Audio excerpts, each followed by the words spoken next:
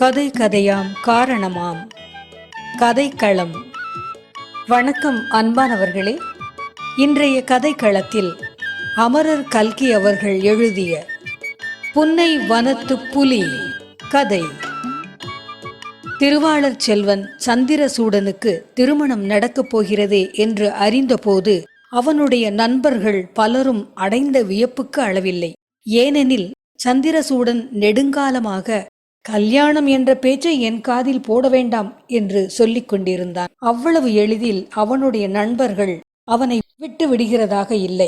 அவன் கேட்க விரும்பவில்லை என்று சொன்ன வார்த்தையையே ஓயாமல் அவன் காது செவிடுபடும்படி டமாரம் அடித்து சொல்லிக் கொண்டிருந்தார்கள். இப்படி எத்தனையோ விஸ்வாமித்திரர்களை பார்த்துட்டோம் என்று அவனை கேலி செய்து கொண்டிருந்தார்கள். இத்தகைய நண்பர் கூட்டத்தில் சந்திரசூடன் அகப்பட்டு கொள்ளும் போது, ஒருவேளை நான் புத்தி தடுமாறி கல்யாணம் செய்துட்டாலும் இந்த தேசத்தின் ஜனத்தொகையை மட்டும் பெருக்க மாட்டேன் என்று சில சமயம் சொல்வதுண்டு. சொல்வதுடன் நின்றுவிடாமல் கர்ப்ப தடை முறைகளை பற்றிய விஞ்ஞான ரீதியான இலக்கியங்கள், அதே விஷயத்தை சுற்றி வளைக்காமல் அப்பட்டமாக சொல்லும் நூல்கள் இவற்றையெல்லாம் வாங்கி படித்தும் வந்தான். அத்தகைய சந்திரசூடன் இப்போது திருமணம் செய்து கொள்ளப் போகிறான். அதிலும் ஏற்கனவே குழந்தை உள்ள ஒரு பெண்மணியை கல்யாணம் செய்து கொள்ளப் போகிறான் என்றால் அவனை அறிந்தவர்கள் ஆச்சரிய கடலில் மூழ்கி தத்தளிப்பது இயல்பே அல்லவா? அத்தகைய பரிகாசத்துக்கு இடமான காரியத்தை அவன் செய்ய முன் வந்ததன் காரணத்தை அறிந்து கொள்ள அவனுடைய நண்பர்கள் ஆசைப்பட்டதிலும் அவ்வளவு வியப்பில்லை அல்லவா? திருமண கடிதத்தை பார்த்ததிலிருந்து அவனை கண்டுபிடித்து நேருக்கு நேர் கேட்டுவிடுவதென்று பலரும் துடியாயிருந்தார்கள். அவர்களில் நானும் ஒருவன். கடைசியாக அவனை ஒரு நாள் கையும் மெய்யுமாக பிடித்து, அப்பனே, இந்த விபத்தில் எப்படி நீ அகப்பட்டு கொண்டாய்? உண்மையை சொல்லிவிடு என்றேன். சொல்லாவிட்டால் நீர் விட போகிறீரா? ஏதாவது கதையும் கற்பனையுமாக சேர்த்து எழுதி தள்ளி விடுவீர். அதை காட்டிலும் நானே சொல்லிவிடுவது நல்லது என்றான். அப்படியானால் கதை எழுதுவதற்கு தகுதியானது என்று ஒப்புக்கொள்கிறாயா என்று கேட்டேன். எல்லாம் கதையினால் வந்த விபத்துதான். முழு கதை கூட அல்ல, பாதி கதையினால் வந்த ஆபத்து. தீபம் எனும் மாத பத்திரிகையில் பாதி கதை போட்டி ஒன்று நடத்தினார்களே, ஞாபகம் இருக்கிறதா என்றான் சந்திரசூடன். ஆம், அது என் ஞாபகத்தில் இருந்தது. தீபம் பத்திரிகையில் அத்தகைய போட்டி ஒன்று சில காலத்துக்கு முன்பு நடத்தினார்கள். ஓர் இதழில் விமான விபத்து என்ற தலைப்புடன் ஒரு பாதி கதையை வெளியிட்டார்கள். அதை பூர்த்தி செய்யும்படி வாசக நேயர்களை கேட்டுக்கொண்டிருந்தார்கள். இந்த போட்டிக்கு வரும் பிற்பகுதி கதைகளில் சிறந்ததை பத்திரிகையில் வெளியிடுவதுடன் அதற்கு 100 ரூபாய் சன்மானம் கொடுப்பதாகவும் அறிவித்திருந்தார்கள். இந்த அறிவிப்பு வெளியான 2 மாதங்களுக்கு பிறகு பரிசு பெற்ற பிற்பகுதி கதையும் மேற்படி பத்திரிகையில் வெளியாகியிருந்தது. கதையை அச்சமயம் மேலெழுந்தவாரியாக படித்திருந்தேன். ஒரு ஆகாச விமானம் பிரயாணப்பட்டு சென்றது. ஆனால் குறித்த இடத்துக்கு போய் சேரவில்லை. பிரயாணிகளுடன் மாயமாய் மறைந்து விட்டது. எங்கேயோ மேற்குமலை தொடரில் மனித சஞ்சாரத்திற்கு அப்பாற்பட்ட இடத்தில் விழுந்து எரிந்து போயிருக்க வேண்டும் என்று அனுமானிக்கப்பட்டது. இதையெல்லாம் ஞாபகப்படுத்தி கொண்டு, ஆமா, அந்த பாதி கதை போட்டிக்கும் உன் கல்யாணத்துக்கும் என்ன சம்பந்தம் என்று கேட்டேன். சந்திரசூடன் அந்த சம்பவம் இன்னதென்று விவரமாக சொல்லி தீர்த்தான். சொல்லாமல் போனால் யார் விடுகிறார்கள்? பகுதி 1. பாண்டிய நாட்டையும் மலையாள தேசத்தையும் பிரித்து நிற்கும் நீண்ட மேற்கு மலை தொடர் ஒவ்வொரு இடத்தில் ஒவ்வொரு பெயருடன் விளங்குகிறது.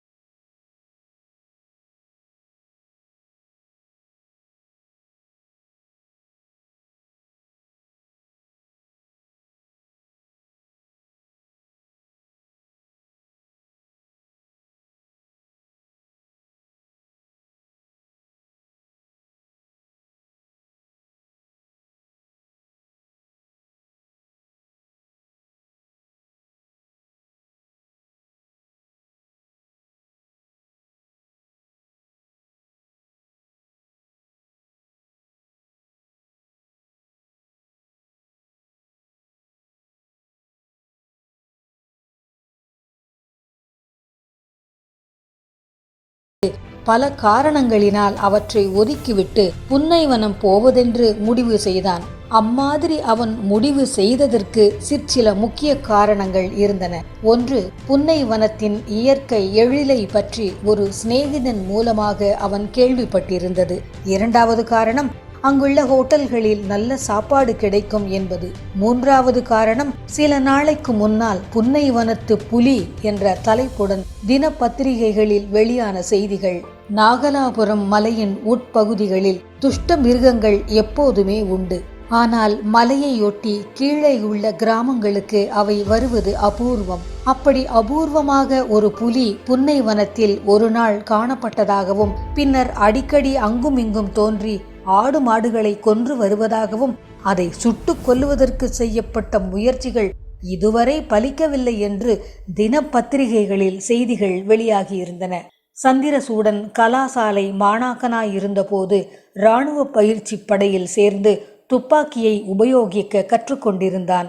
அப்படி பயின்ற வித்தையை காரியத்தில் பயன்படுத்துவதற்கு இப்போது ஒரு சந்தர்ப்பம் கிடைத்திருப்பதாக எண்ணினான். புன்னைவனத்து புலி தன் துப்பாக்கிக்கு இரையாவதற்காகவே மலை மேலிருந்து கீழே இறங்கி வந்திருக்கிறது என்று முடிவு செய்து கொண்டு கிளம்பினான்.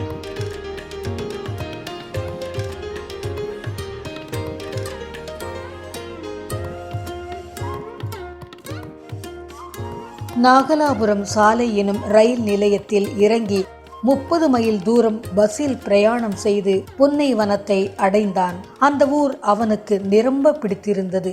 அதை பற்றி அவன் கேள்விப்பட்டிருந்ததையெல்லாம் விட அமைதியும் அழகும் இனிமையும் எழிலும் பொருந்தியிருந்தது. இனிய புனல் அருவி அங்கே தவழ்ந்து விளையாடியது. இன்ப மலைச்சாரல்களில் தென்றல் உலாவியது. கனிகுலவும் சோலைகளில் கருவண்டு பண் இசைத்தது. புன்னை மரங்களின் கீழ் பூப்படுக்கை விரித்திருந்தது. அமுத நீர் பொய்கைகளில் குமுதமலர் செழித்திருந்தது. அவன் தங்கியிருந்த ஹோட்டலில் சாப்பாடும் முதல் தரமாயிருந்தது. சென்னையில் உள்ள பேங்காரர்கள் மட்டும் கொஞ்சம் தாராள புத்தியுடன் தான் கேட்கும் போதெல்லாம் பணம் அனுப்பி கொண்டிருந்தால் புன்னைவனத்திலேயே தன் வாழ்நாளை கழித்து விடலாம் என்று சந்திரசூடன் எண்ணமிட்டான். 2 தினங்கள் இவ்விதமாக ஊரை சுற்றி பார்ப்பதிலும் கற்பனை கனவுகள் காண்பதிலும் கழிந்தன. 3ஆம் நாள் புன்னைவனம் தபால் ஆபீஸுக்கு சென்றான். கையில் கொண்டு வந்திருந்த பணம் துரிதமாக குறைந்து கொண்டு வந்தது. மேலும் பணம் தருவித்து கொள்ள சென்னைக்கு கடிதம் எழுத வேண்டும். அதோடு தனக்கு ஏதேனும் தபால் வந்திருக்கிறதா என்றும் விசாரிக்க வேண்டும். தபால்களை காட்டிலும் அதிக ஆவலுடன் தீபம் பத்திரிகையின் அந்த மாதத்து இதழை அவன் எதிர்பார்த்தான். விமான விபத்து என்னும் பாதிக்கதையின் முடிவு என்ன என்று தெரிந்து கொள்வதில் அவனுக்கு அவ்வளவு ஆர்வம் இருந்தது. உண்மை என்னவென்றால் அந்த பாதிக்கதை போட்டியில் அவனும் கலந்து கொண்டிருந்தான். தான் எழுதிய பாதி கதையை ஒருவேளை பத்திரிகைக்காரர்கள் ஏற்றுக்கொண்டிருக்கலாம் அல்லவா? அப்படியானால் பணத்துக்கு பணமாயிற்று, புகழுக்கு புகழாயிற்று. இல்லையென்றால் தன்னை விட நன்றாக அந்த கதையை பூர்த்தி செய்தவர் யார்? எப்படி பூர்த்தி செய்திருக்கிறார்? இதையெல்லாம் அறிந்து கொள்வதற்கு அவன் மிக்க ஆர்வம் கொண்டிருந்தான். தபால் ஆபீஸுக்கு சந்திரசூடன் போய் சேருவதற்கும் தபால் கட்டு வந்து சேருவதற்கும் சரியாயிருந்தது. அவனை போல் இன்னும் 2 புது மனிதர்களும் அங்கே வந்து காத்திருந்தார்கள். சந்திரசூடன் போஸ்ட் மாஸ்டரிடம் தன் பெயரை சொல்லி, ஏதாவது தபால் இருக்கிறதா என்று கேட்டான். போஸ்ட் மாஸ்டர் தேடி பார்த்து ஒரு தபாலையும் ஒரு சஞ்சிகையையும் எடுத்து கொடுத்தார். சஞ்சிகை தீபம் பத்திரிகையின் அந்த மாத இதழ்தான். சந்திரசூடன் இருந்த பரபரப்பில் தபாலை கூட கவனியாமல் சஞ்சிகையை பிரித்து புரட்டினான். அவன் எதிர்பார்த்தபடியே விமான விபத்து கதையின் 2ஆம் பகுதி அதில் வெளியாகியிருந்தது. அவன் எழுதியது அல்ல என்று பார்த்தவுடன் தெரிந்து போய்விட்டது. பரிசு பெற்ற கதைப்பகுதி அவ்வளவு என்ன பிரமாதமாக அமைந்திருக்க முடியும் என்ற எண்ணத்துடன் நின்றபடியே அதை படிக்கத் தொடங்கினான். ஏறக்குறைய படித்து முடிக்கும் சமயத்தில் ஒரு பெண்மணி அங்கே வந்தாள். தனக்கு ஏதாவது தபால் உண்டா என்று விசாரித்தாள். இல்லை என்று அறிந்ததும் அவள் பெரிதும் ஏமாற்றமடைந்ததாக தோன்றியது. தயவு செய்து நன்றாக பாருங்கள் சார், தீபம் பத்திரிகை என் பெயருக்கு ஒன்று வந்திருக்க வேண்டுமே என்று கெஞ்சும் குரலில் கூறினாள். இல்லையம்மா, ஒரே ஒரு தீபந்தான் வந்திருந்தது. அதில் இவருடைய விலாசம் எழுதியிருந்தது, கொடுத்து விட்டேன். என்று போஸ்ட் மாஸ்டர் சந்திரசூடனை சுட்டிக்காட்டினார். உடனே அந்த பெண்ணின் பார்வை சந்திரசூடன் மீது சென்றது. அவன் கையில் விரித்து வைத்திருந்த பத்திரிகையை அசூயை கலந்த ஆர்வத்துடன் நோக்கினாள். சந்திரசூடனுடைய கவனத்தில் ஒரு பகுதி பத்திரிகை கதையில் சென்றிருந்தது. மற்றொரு பகுதி அந்த பெண்மணி தபால் ஆபீஸுக்குள் வந்ததிலிருந்து நிகழ்ந்தவைகளை மனதில் வாங்கி கொண்டிருந்தது. அவள் தன் கையில் இருந்த பத்திரிகையை ஆசையுடன் பார்க்கிறாள் என்று அறிந்ததும் உடனே படிப்பதை நிறுத்திவிட்டு, தங்களுக்கு தீபம் வேண்டுமானால் இதையே எடுத்துக்கொள்ளலாமே என்று புன்னகை புரிந்தான். அந்த பெண், ஒரு சில வினாடி பார்க்கணும், கொடுத்தா இங்கேயே பார்த்துட்டு தந்துடுறேன் என்றாள். அவ்வளவு அவசரம் ஒன்றுமில்லை. தாங்கள் வீட்டுக்கு எடுத்து போய் சாவகாசமாய் படிக்கலாம். தாங்கள் ஜாகை எங்கே என்று சொன்னால் நானே வந்து திரும்ப வாங்கிக் கொள்கிறேன் என்றான் சந்திரசூடன். அந்த பெண் தபால் ஆபீஸின் பலகணி வழியாக சுட்டிக்காட்டி, அதோ அங்கதான் என் வீடு, போஸ்ட் மாஸ்டருடைய வீட்டுக்கு அடுத்த வீடு. அல்லது தாங்கள் இருப்பிடத்தை சொன்னால் பத்திரிகையை அனுப்பிவிடுகிறேன் என்றாள். வேண்டாம் வேண்டாம், அவ்வளவு சிரமம் தங்களுக்கு வேண்டாம், நானே வந்து வாங்கிக் கொள்கிறேன் என்றான் சந்திரசூடன். மிக்க வந்தனம்.